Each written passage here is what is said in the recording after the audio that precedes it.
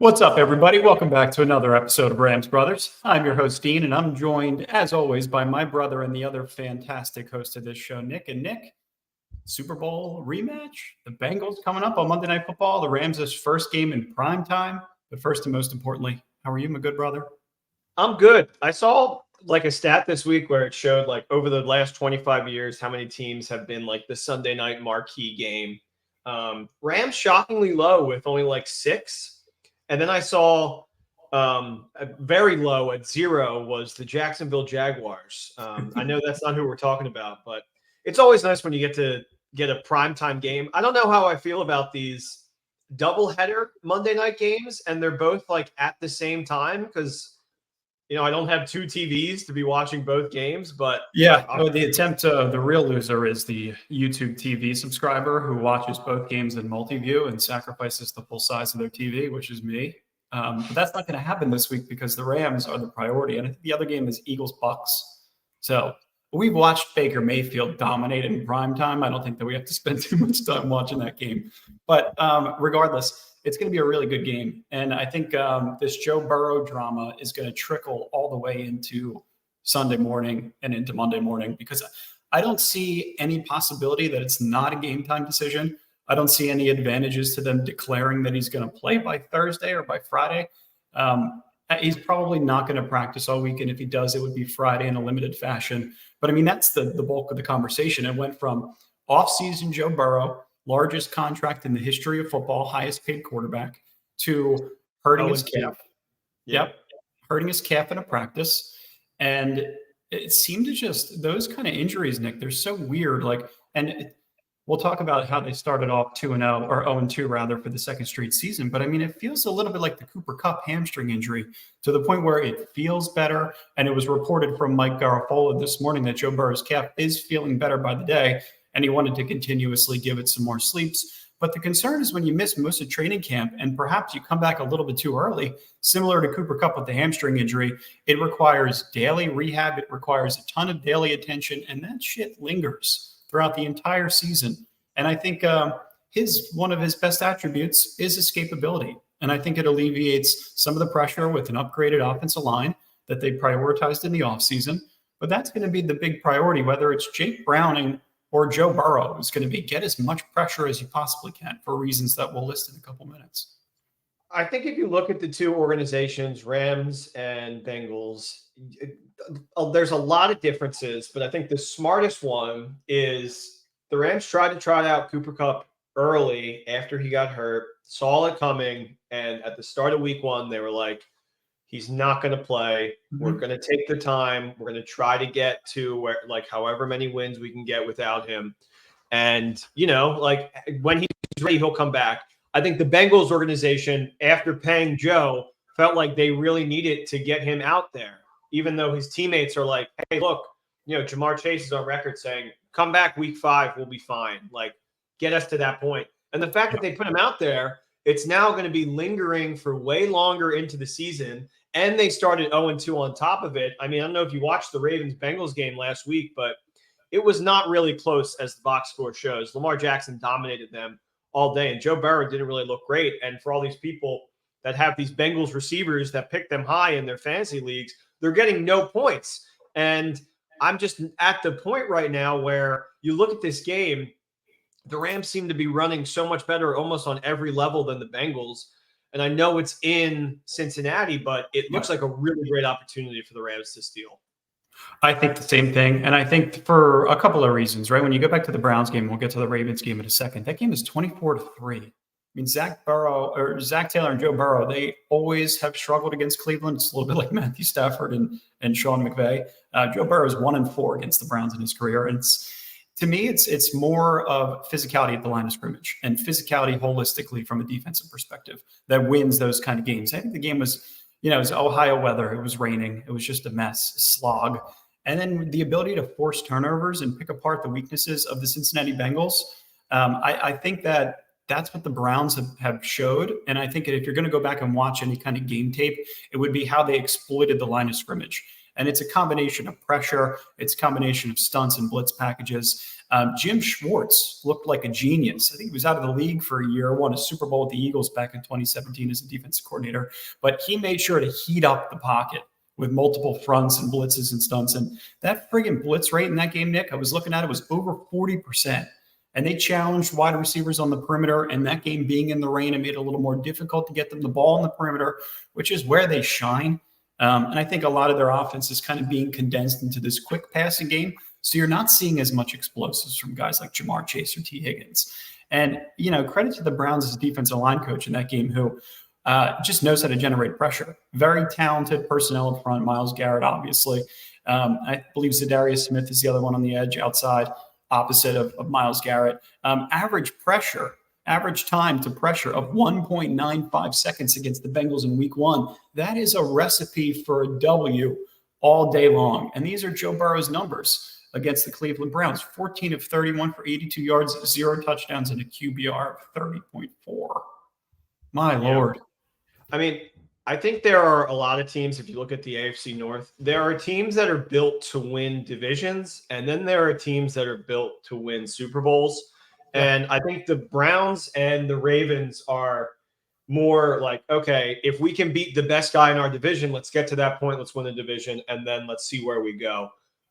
But I think the Rams and, the Bengals are a little smarter than that, and they think we're trying to win the Super Bowl. Let's get to the playoffs. It doesn't matter if we lose some of these division games. I'm sure they're going to lose some too.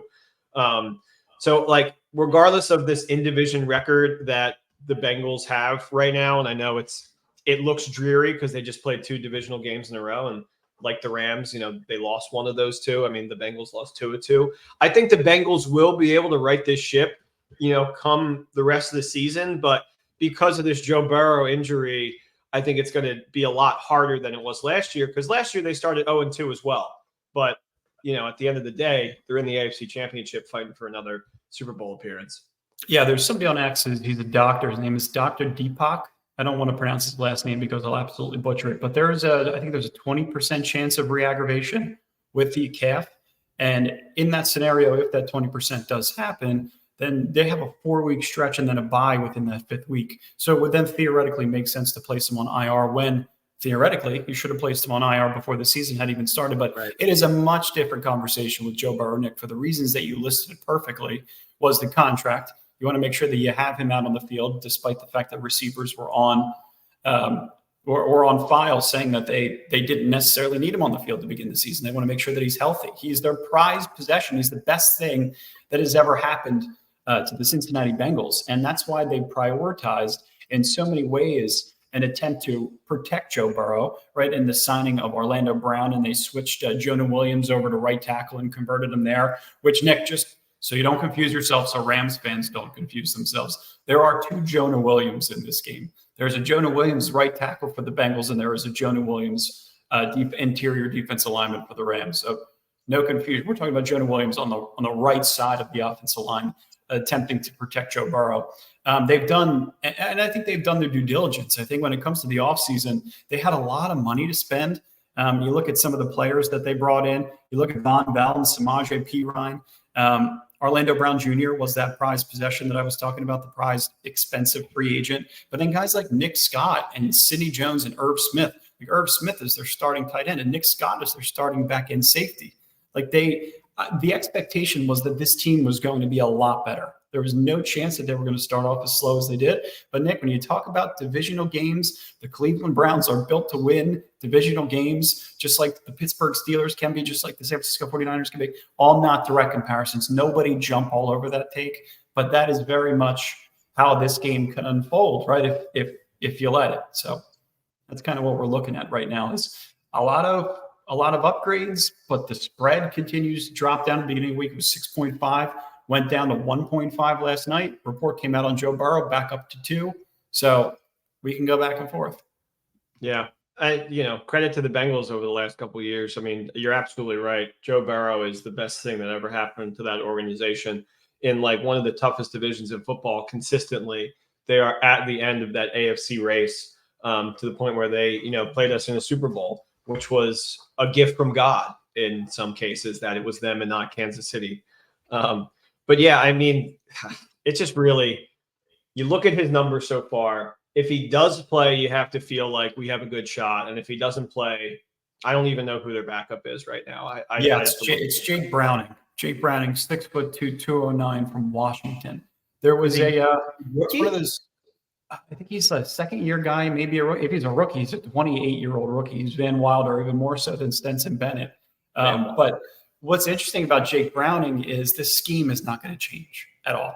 Like, you're still going to see Joe Burrow. He was not under center at all against the Ravens in that game. They're consistently in shotgun. And I went back and watched a preseason game featuring Jake Browning, I believe it was against the Falcons. He was in shotgun the whole time. And when plays break down and that quick game isn't there, he'll take off and run, maybe even a little bit more so than Joe Burrow does. So probably, you'll see a massive drop-off from, magician to a backup quarterback in very obvious regards. And the Bengals may get some criticism over the next couple of weeks if Jake Browning doesn't play well for not prioritizing the backup quarterback when Joe Burrow hurt his calf. But the feeling and sentiment, I think, from Bengals fans is, even though they want the scheme to change, it's not. And that's so hard to do from week to week. So you can't have that expectation that Jake Browning's just going to get under center. They're going to run 12 personnel and Joe Mixon is going to pound the rock for 4 quarters. Just unrealistic. So yeah. That Mixon Ravens game, though, Nick. Crazy. Yeah, that Ravens game, though, that we were Joe Mixon, he's one of the most underappreciated running backs in the league, without a doubt. I swear it's been like 10 years of my life where somebody drafts Mixon in like the second round of my fantasy league, and they're like, it's probably going to ruin my team, but I have to do it. And then he always somehow successfully, wins a couple games single-handedly. Yeah, he's been really solid. This Ravens game I thought was really interesting because you mentioned that it wasn't as close as the final score suggested. They lost 27-24. I believe that game was in Baltimore. Joe Burrow had a perfect 0 passer rating on balls that were thrown 15 plus yards on Sunday against the Ravens. It includes Mac Jones. What's that? It sounds exactly like Mac Jones. It's true. I mean, which you would never expect to make that comparison between these two players. But It included 6 incompletions and an interception on 7 attempts.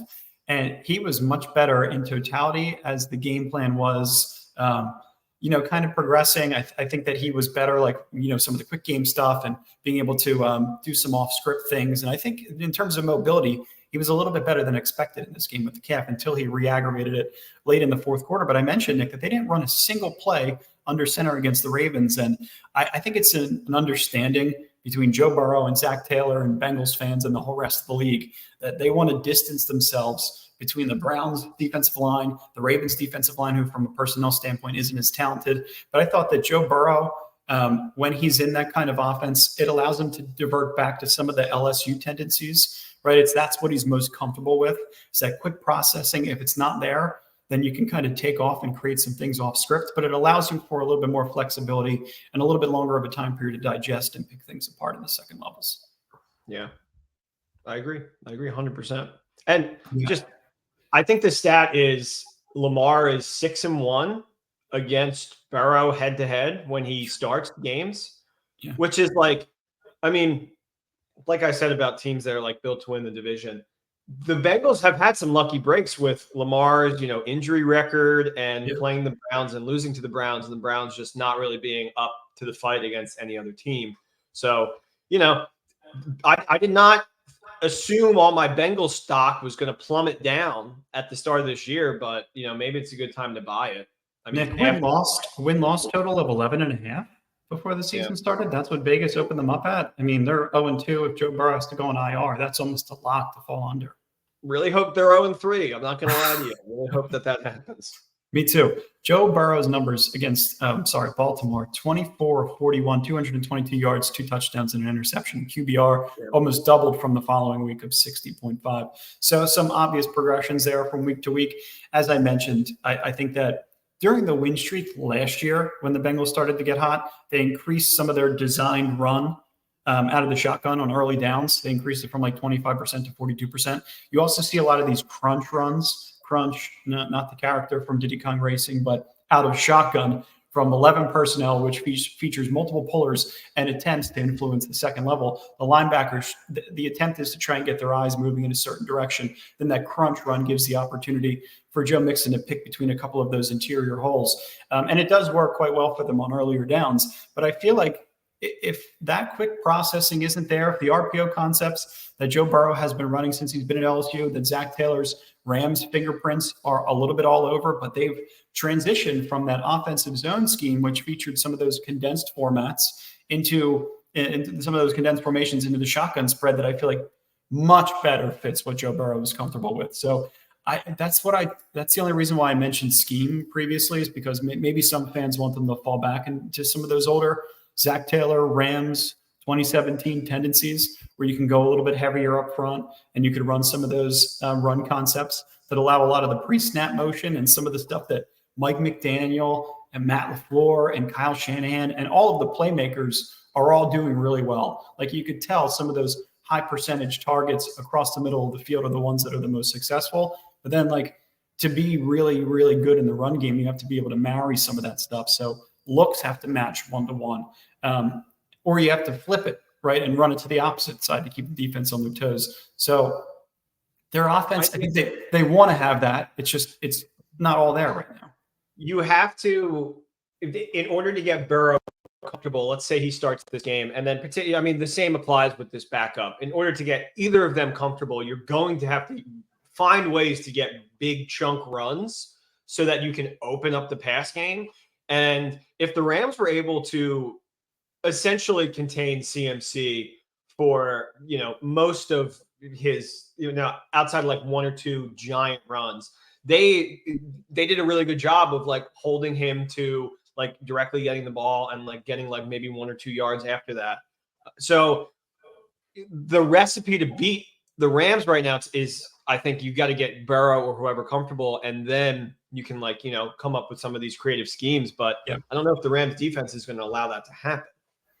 Yeah, and I think some of the things that I agree with you. I think that some of the things that the Bengals have put on tape, especially against the Ravens, right? Some of the standard cover 2 shell that the Rams run that Raheem Morris loves to run, I think is a great defense if you're able to win and rush 4 and occasionally blitz. It's a good suffocating defense for Joe Burrow because you're kind of keeping the top on all those talented receivers. And it's nothing that's net new to the league, but I feel like they have the opportunity to be able to force turnovers in this game for those kind of reasons. Yeah.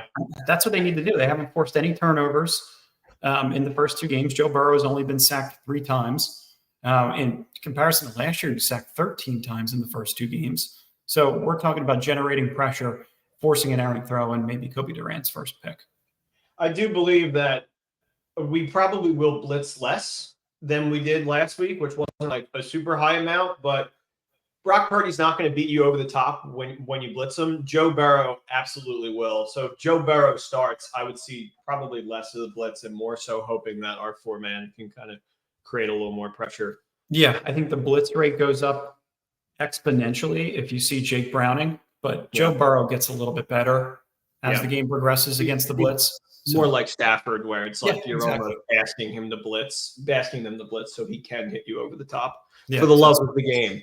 For the love of the game, which from an offensive standpoint, I unfortunately think Van Jefferson is going to be running a lot of those routes in this upcoming game, in all upcoming games, right? Because it's an effort to get some of your top playmakers offensively the ball. It's an effort to clear out a safety and to exploit a vacancy in the zone. And Tutu Atwell and Puka Nacua do that so well. They're both those kind of option receivers that have that ability. And same with Cooper Kupp. And it's why that they draft to that type of mold. And, I think as much as the Bengals want to be able to kind of replicate some of those things, they don't necessarily have the same kind of matches from a personnel standpoint. T. Higgins is more like a Van Jefferson, although he's insanely more talented. Jamar Chase can do a little bit of what Puka Nacua can do and what Cooper Kupp can do. So, I mean, he hasn't shown it this year. Let's be honest. He really hasn't.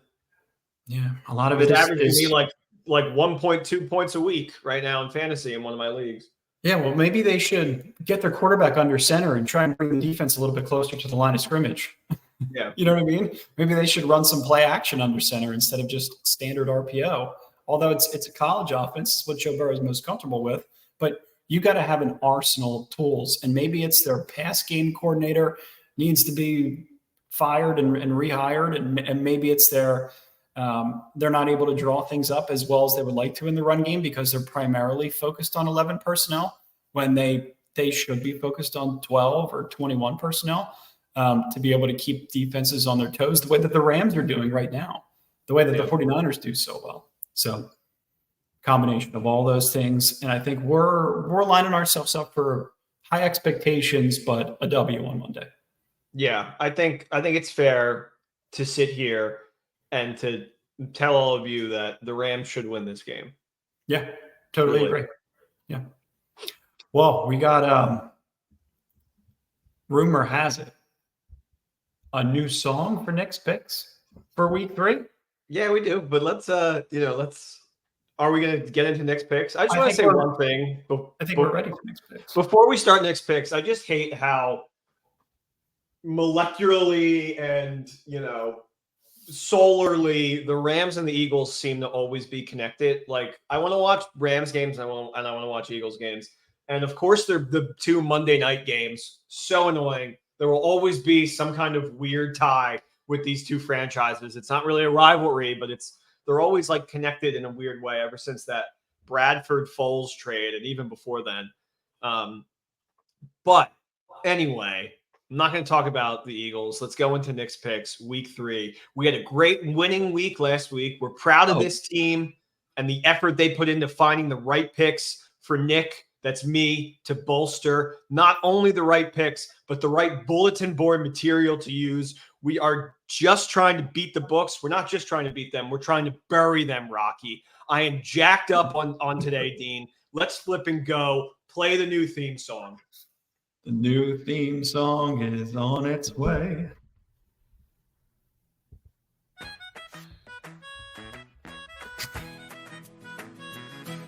Dean. Oh, God. Nick. This has to be the worst yet. Gambling. Nick's Pigs. It was either the worst or the best. Fans, please help us decide and decipher. Was it good or bad? I can't tell. It's hysterical, though. Very good. I was like, the producers were like, we need something today. And I couldn't figure out. And then I have no children in my life, so there's no excuse why I should know what that is. But I do. Flu is a good show. I will defend it with my life. Hysterical. Well, if you have Disney Plus, it shows up on all your screens, so you might as well check it out. All right. What do you got for our first pick, my brother? Starting us off, we have Saints at Green Bay. This line is suspect as heck. The Saints couldn't do anything on offense Monday night until Olave breaks out the Cirque du Soleil double catch. Derek Carr is not looking like Allen Iverson, a.k.a. the answer, and New Orleans is left feeling a little worried. Sure, the defense looks great, but in the modern NFL, I don't think that's enough. The Packers, on the other hand, have seemed to found their Allen Iverson. Jordan Love proving to the world that he is all that and a bag of potato chips, averaging 3 touchdowns a game right now and no interceptions. The Packers' first home game. So why is the line only Packers -2? It's fishy. The modern idiot, I think, sits here and hammers Packers -2. But we're going to take the Saints with the points +2 on the road. We're also going to take the over. It was the lowest of the week at 37. But the Saints hold their opponents to low scores, so that's probably why it's so low. However, I think the Packers will be able to put up points with a banged-up defense. I think the Saints will also be able to do the same. We're taking Saints +2 purely out of fishiness from the line. 27-21, I think the Saints surprise some people, and we're going to take the over. Okay. 27-21 Saints +2 and the over. I'm a Jordan Love believer. Yeah, I am too. Games in Green Bay, that environment it's inviting. I really want to go to a Green Bay game. I heard they're delightful. Yeah. I definitely want to experience that at one point in time. I don't know. I think Green Bay's going to be fun. They're well coached. They got a lot of good young players. hopefully they're going to get some of their receivers healthier moving forward, and Christian Watson. So yeah, we'll see. I guess I'm the modern idiot, Nick, that would take Packers money line. Well, let's see. Let's see. I mean, maybe they win. Packers were like on top of the Falcons all last week, and they ended up losing that game. So, I mean, I turned it off. I was in a suicide league with my buddy who had Packers, and he was like, damn, I thought that was a safe pick. And I was so happy to see that he lost. So good for me. Broncos at Miami. I got 2 words for you, Dean. Danger zone. Which is exactly what the Broncos are in if they lose this one. Think about it. They lose, they're in for a real mean talking to from those owners. You bring in Sean Payton, you pay him all that Walmart money, and then the guy can't even beat the Commanders. You get a Hail Mary gift, and you can't convert 2 at home. Hey, what about Sam Howell? Hold on. Sam Howell, he looks real. Listen, I'm a Commanders fan this year. I have over 5.5. I didn't think they'd be able to beat the Broncos, so I'm fully invested. I love Eric Bieniemy. Good bet. Him and Ron Rivera together on the sidelines look like they want to either punch each other or hug each other. It's amazing. it's incredible. But I mean, you get that Hail Mary, which the Commanders shouldn't even give up, and you can't convert the 2-point conversion. Usually, if you get the Hail Mary, it's like 100% success rate that you're going to do whatever you have to do next. But I guess for them, the magic wore off right there. And listen, Broncos, I don't think anyone expects you to win, but we do expect you to cover. The Dolphins look to be the class of the AFC. And usually when everyone's high on a team, that's when they get knocked off their perch. Lions last week. This is you got to trust me bet, because I've looked at the numbers and nothing is telling me the Broncos should keep this competitive outside of one number. 75% of the public is on the Dolphins. So I'm taking that. I'm running with it. 30-27. I think the Broncos help us out with a fourth quarter backdoor cover at the very end. Wow, 30-27. That Broncos team's going to put up 30 points against. No. 20. They put up 27. Okay. They lose. So they lose in cover. Got it. Lose cover. Yep. Okay. Yeah. All right. I believe that. Would that be an 0-3 start for Russell Wilson and Sean Payton's Broncos? It would be, which I think is going to happen. I mean, maybe they just win, and that's fine with me, because then the Knicks picks hit. But I'm really loving everything that Tua is doing. Yeah. New England at New York, the battle of the 2 mid-men. Zach Attack meets Mac Attack. Has Bill Belichick ever started a season 0-3? Dean, do you think he ever has? And if he did, he went to the Super Bowl. The answer is yes. His very first season with the Pats, he starts 0-4. That was the year 2000. Not much has changed, but we live underwater. A whole child has been born and can rent a car since that happened. AKA, I don't see it happening again. I think the Patriots are going to be scrappy going forward. I'm going to steal a phrase from the podcasting GOAT, Bill Simmons. The Pats are the good bad team. They're good enough to beat other bad teams, but they're not good enough to beat a good team. And they just played 2 of the best teams in the whole NFL. The Pats D is lacking, but I actually really like what I'm seeing from Mac Jones. They're asking him to throw 42 times last game, and they happen to be in that game the entire time outside of one little check down throw at the very end that the tight end almost makes a beautiful play. I think it was a first down. Up to you. Oh, yeah, the final pitch play. Yeah, I mean, I think it was a first. I don't know how you can reverse that call for the love of the game, especially on the field when the one guy's like, it's a first down, go. Surprised they were even in that game, to be honest. Yeah, I mean, but they were. They were in it to the end. As for the Jets, I honestly don't see them working any magic with Zach. He's looking horrendous in both games. It's remarkable that Josh Allen gifted the Jets that week 1. I think the Jets, if they honestly want to try to be anything after this game, after a bad loss at home, you get on the phone with Jameis Winston, or honestly, even better, call it Philip Rivers, because I legitimately think you need like an old locker room type presence to corral some of these young guys and think that you can have it. And I think Philip Rivers is the best fit. 24-18, I think the Pats win it. Wow, 24-18 Pats. Okay. Yeah. I don't know. I think I like the Jets on a bounce back week after they got their ass kicked against Dallas. I like to see them bounce back, and Bill Belichick starts 0-3. I think that their roster is well deserving of it. They have almost no skill players. It's just not what it used to be, and I'm kind of enjoying every second of it. So I kind of want to see it go in that direction. Okay. I mean, for some reason, I bet Patriots over on wins. I have a buddy who's a Patriots fan that convinced me, and it's probably the dumbest bet I made here. So we have Saints +2, over 38 in Saints Packers, Broncos +6.5, New England money line, and my quick pick, I have the Rams. Rams money line. They look like the better team right now. McVay's undefeated against Zach Taylor. I'm trying to go 5-0 this week. But before we end this, I forgot to ask you earlier. I got too excited and wrapped up in the theme song. Dean, I need your lock of the week. Puka Nacua. Anytime. I got to double down on it. I have to. Yep, that's fair. I think he's so deserving of his first NFL touchdown after 35 targets. He deserves to get one in the end zone. So that's Nacua Matata. That's my bet. Nice. Well, yeah. Last week we went 3-2. So we had a winning week. This week we just go 5-0. We're looking good, Dean.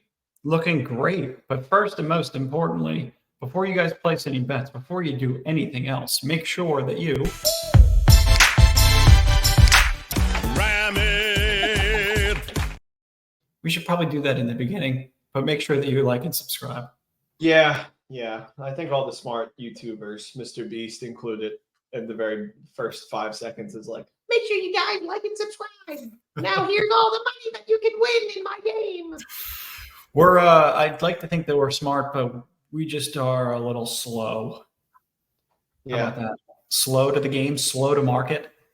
We're getting there. We're getting there, guys. More improvements as the season progresses. It's going to be a great year. It already has been. So make sure that you guys stay with us for all Rams updates every single day on every platform.